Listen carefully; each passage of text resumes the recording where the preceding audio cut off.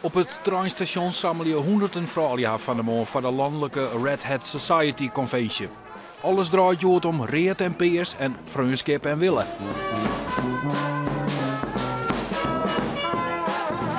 Red Hat Society zijn allemaal vrouwen boven de 50. Een enkeling onder de 50, maar moet u maar opletten, die hebben een roze hoed op en zijn in het lila gekleed. En die vrouwen mogen alleen maar leuke dingen doen. Ze mogen niet zeiken, zaniken en zeuren. En we gaan alleen maar leuke dingen doen. En er komen straks nog veel meer vrouwen met de treinen. Ik weet niet wat u ziet dan. En heel Heerenveen wordt overspoeld door Red Hatters straks.